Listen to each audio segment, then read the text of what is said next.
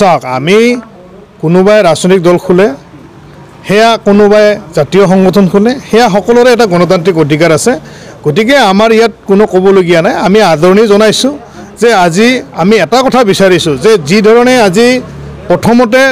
1996 জনজাতিকৰণৰ মৰ্যাদা আমি লাভ কৰিলোঁ জনজাতিকৰণৰ মৰ্যাদা লাভ কৰাৰ পিছত আমি পুনৰ জনজাতিকৰণৰ মৰ্যাদা হেৰুব লগা হৈছিল তেতিয়া আমাৰ এটা ৰাজনৈতিক দলৰ জন্ম হোৱাৰ কাৰণে কাৰণ সেইখিনি সময়ত কেপিপি নামৰ এটা ৰাজনৈতিক দল জন্ম দিছিলে আৰু সেই কেপিপি নামৰ ৰাজনৈতিক দলটোৰ জন্ম দিয়াৰ পিছত বিধানসভা নিৰ্বাচনত অৱতীৰ্ণ হৈছিলে বিধানসভা নিৰ্বাচনত অৱতীৰ্ণ হৈ এটা সমষ্টিটো জয়যুক্ত নহ'ল বৰঞ্চ কংগ্ৰেছ দলৰ শাসনত অধিষ্ঠিত নহ'ল আৰু যাৰ কাৰণে জনজাতিকৰণ কৰাৰ ক্ষেত্ৰত পৰৱৰ্তী পৰ্যায়ত কংগ্ৰেছ চৰকাৰে তেতিয়া আৰু কোনো ধৰণৰ ব্যৱস্থা গ্ৰহণ কৰিব নোৱাৰিলে ঠিক একেধৰণে বৰ্তমান সময়ত যিহেতুকে বিজেপি নেতৃত্বাধীন চৰকাৰখনে আমাক কমতাপুৰ নামাকৰণেৰে কমতাপুৰ স্বায়ত্তশাসিত পৰিষদ গঠন কৰি দিছে আজি কমতাপুৰ স্বায়ত্তশাসিত পৰিষদৰ বাহিৰত থকা কৌচাচংচীসকলৰ কাৰণে কৌচাচংচী ডেভেলপমেণ্ট কমিটি কাউন্সিল গঠন কৰি দিছে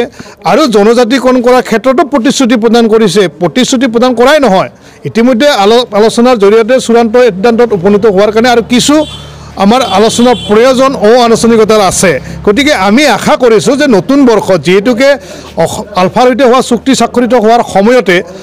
ভাৰতৰ গৃহমন্ত্ৰী অমিত শ্বাহ ডাঙৰীয়াৰ মুখেৰে কৈছে যে এইবাৰ 6 জনগোষ্ঠীক জনজাতিকৰণ কৰাৰ পাল্লা গতিকে আৰু অসমৰ মাননীয় মুখ্যমন্ত্ৰী ডাঙৰীয়াই সেইটো কথা কৈছে গতিকে আমি আশা কৰোঁ যে কোনো ধৰণৰ সংঘাত সৃষ্টি নোহোৱাকৈ এই দীৰ্ঘদিনীয়া সমস্যাটো